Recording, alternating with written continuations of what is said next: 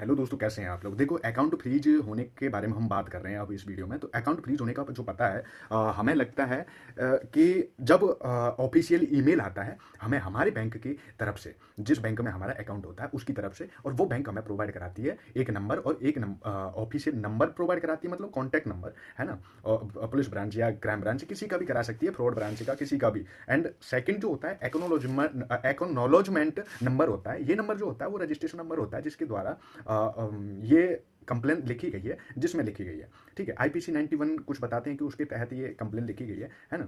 और ये जिस डिपार्टमेंट ने बैंक को इन्फॉर्म किया कि इस अकाउंट को फ्रीज करो, उस अकाउंट का नंबर, उस डिपार्टमेंट का एंड उनकी जो है पुलिस का नंबर होता है। तो वो लोग इनको बताते हैं कि ये ऐसे ऐसे एक्टिविटी हुई है और इसको बंद कर दो। तो वो जैसे ही बैंक आपका अकाउंट बंद करती है या फ्रीज करती है या लीन करती है, उसमें बहुत सारे अलग अलग फंक्शन होते हैं। जैसे कि जैसे मेरा हुआ, मेरे में डेबिट पे हुआ, मतलब मैं जो है पैसा निकाल नहीं सकता और ना ही कोई भेज सकता है, तो इसको फ्रीज कर दिया गया है। बस ये चीज़ होल्ड हुई है, बाकी जो है पैसा मुझे दिखाई दे रहा है। एंड जो किसी गेम का बैठ कर या मैंने किसी के साथ में एक ट्रेडिंग किया था, उनका पैसा मेरे पास आया है। तो वो जो पैसा है वो फ्रॉडमेंट में डल गया है, और वो पैसा अभी जो है मुझे दिखा रहा है कि फ्रॉड वाला जो पैसा है वो कितना है मेरे अकाउंट में।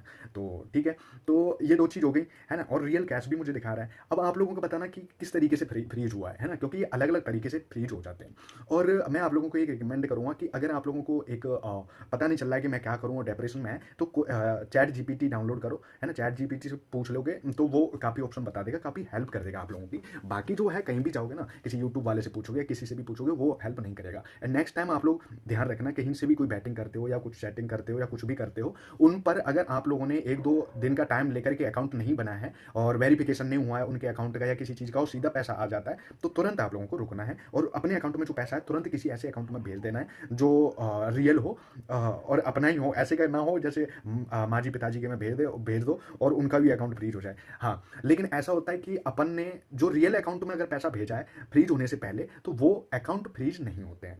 ये चीज़ एक अच्छी है और कंफर्टेबल है। और चाहे किसी अच्छे अकाउंट से जिनका वेरिफिकेशन है और जो रियल है, उनसे अगर पैसा आया है तो उन पे भी कोई इफेक्ट नहीं पड़ता है। ये चीज़ का ध्यान रखना, ये रिलीफ देगी आप लोगों को और ये अच्छी बात भी है।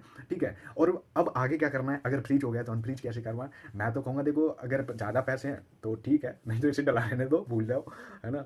क्योंकि जो गलती हुई, कम से कम वो ज़िंदगी भर तक याद तो रहेगी कि हाँ कोई गलती हुई थी, और वो गलती अब ज़िंदगी में दोबारा ना करें। लेकिन अगर फिर भी कर सकते हैं तो आप लोग सिर्फ दो चार बार कॉल लगाओ उस नंबर पे, जो नंबर दिया गया है, क्योंकि नंबर सबको दिया जाता है, ध्यान रख लेना। और एक्नोलॉजमेंट जो नंबर है उसको और प्लस ईमेल आईडी आप लोगों को दी होगी, तो बैंक को ईमेल भेजते रहो, continue continue continue. And second, जो डिपार्टमेंट का उसमें ईमेल आया है उस डिपार्टमेंट को भी अपनी धीरे धीरे जो है ये सारी चीज़ें भेजते रहो, तो आप लोगों को पता चल जाएगा। एंड मैं कहूँगा कि आप लोग ना बड़ा मैटर मत बनाना इस चीज़ को, इसको भूल जाओ, क्योंकि ये चीज़ एक नॉर्मल चीज़ है। अनफ्रीज कर दिया, 1,000 2,000 रुपये हैं, 3,000 रुपये हैं, 5,000 रुपये हैं, 10,000 50,000 रुपये हैं, उनको भूल जाओ।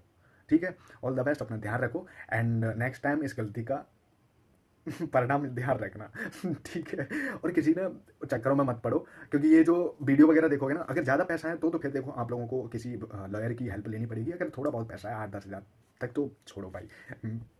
छोड़ो, मैं कह रहा हूँ, क्योंकि ये जो प्रॉब्लम है ना वो ऐसी बन जाती है कि एक तरीके से हाउ हाउ हुआ जैसी बन जाती है, जो फैमिली में भी इतनी बड़ी बन जाती है कि फैमिली ना फिर आगे से तुम्हारे ऊपर ना नज़र रखना स्टार्ट कर देगी।